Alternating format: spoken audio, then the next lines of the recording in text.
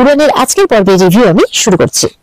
শুরুতেই তো দেখতে পাচ্ছি অরিন্দম তো ভুলবশত তার মুখ থেকে নিজের করা কুকীর্তিটা স্বীকার করেই নাই। এদিকে অরিন্দমের বউ বলছে এবার থামো মোনা, এবার থামো। তখন তো অরিন্দম বুঝতে পারে যে সে তার মুখ থেকে এসব কি বলে ফেলেছে, তার করা কুকীর্তিটা তো সে নিজেই স্বীকার করে ফেলেছে। এবার মুখটা ঘুরিয়ে নেয়, কি করবে আর ভেবে পাচ্ছে না। এদিকে তার মেয়ে তো অবাক হয়ে দেখছে তাকে। এবার তার মেয়ে এসছে তার কাছে, বলছে ছি পাপা ছি। বলছে তুমি আমার পাপা হতে পারো না, তুমি আমার পাপা নও, আমি তোমাকে ঘৃণা করি। এরকম কথাই বলছে চিয়া তার পাপাকে, মানে অরিন্দমকে। আমি তোমার এই মুখটা আর দেখতে চাই না, আই হেট ইউ। এই বলে তো চিয়া ডার্লিং করে তার বাবা এগিয়ে আসছে। চিয়া তখন তার বাবাকে একটা ধাক্কা দিয়ে দেয় আর বলতে থাকে I hate you, I hate you. এদিকে ইন্সপেক্টর রুদ্র বলছে চলুন আপনাকে আমাদের সাথে থানায় যেতে হবে। তখন তো অরিন্দম হাসছে, বলো অত সহজ আমাকে নিয়ে যাওয়া? প্রমাণ করতে পারবে? এখানে উপস্থিত কেউ প্রমাণ করতে পারবে যেটা আমি করেছি এই কাজটা? মহারাজ বলছে আপনি কিন্তু হাসালেন। বলে না মহারাজ না, আমি কিন্তু কোর্টে আমার কথাটা বদলে ফেলবো। এখানে কেউ তোমরা প্রমাণ করতে পারবে না যে আমি দোষী।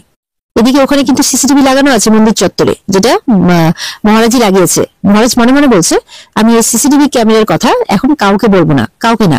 তখন সোমনাথ এগিয়ে আসে, বলে কি রে অরিন্দম স্যার কি বলছে উত্তরটা দে। তখন পূর্ণিমা আসে, বলে এই দেখতে পাচ্ছিস তো পুলিশ আছে, তুই চলে আয় না, সোমনাথকে বলছে। তখন অরিন্দম বলছে কি ব্যাপার পূর্ণিমা, গয়নার কথাটা এত সহজে ভুলে গেলে?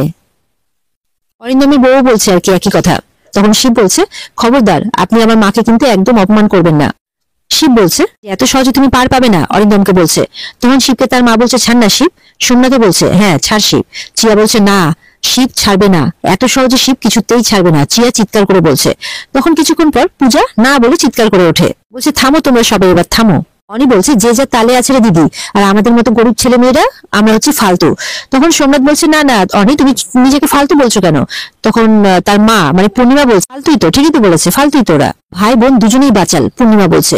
তখন পূজা বলছে আমাদের এত বড় সর্বনাশ হয়ে গেল আর আপনি এখনো আমাকে গালমন্দ করে যাচ্ছেন। মা বলছে এই বাচ্চাদের না মেরে একেবারে মুখ ভেঙে দিতে হয়। মহারাজ বলছে অনেক হয়েছে, এবার থামুন, চুপ করুন। অরিন্দম বলছে তুমি থামো।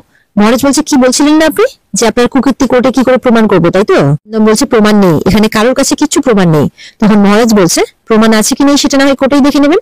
পূজা মহারাজকে বলছে আমাদের তো সব শেষ হয়ে গেল মিস্টার মাথা গরম, আমাদের তো উপার্জনের আর রাস্তাই রইলো না, এবার আমরা কি করবো? সোমনাথ তখন বলছে বাপরে এমন করে বলছে যেন মনে হচ্ছে মহারাজ এই ডালার দোকানে বসে ইনকাম করতো। পূর্ণিমা বলছে তাও যদি করতো, যেমন দেবী তার তেমন দেবা, এরকম করে কথা বলছে। তখন পূর্ণিমার বর মানে সুবিনয় বলছে ইস কি মুখের ভাষা, এরকম সিচুয়েশনে যে তোমাদের মুখ থেকে এরকম কথা বেরোয় সেটাই তো অবাক হচ্ছে শুনে। এদিকে তো জনতা পুরো উত্তেজিত হয়ে উঠেছে, অরিন্দম চট্টরাজের শাস্তি চাইছে সবাই। তখন তাদের সাথে সাথে চিয়াও বলছে হ্যাঁ অরিন্দম চট্টরাজের শাস্তি চাই। ওদিকে অনিও ওদের সাথে একমত। এবার তো অরিন্দম ভাবছে এবার কি করবে। মহারাজ বলছে কি অরিন্দম এবার তোমাকে কে বাঁচাবে? এদিকে তো পূজা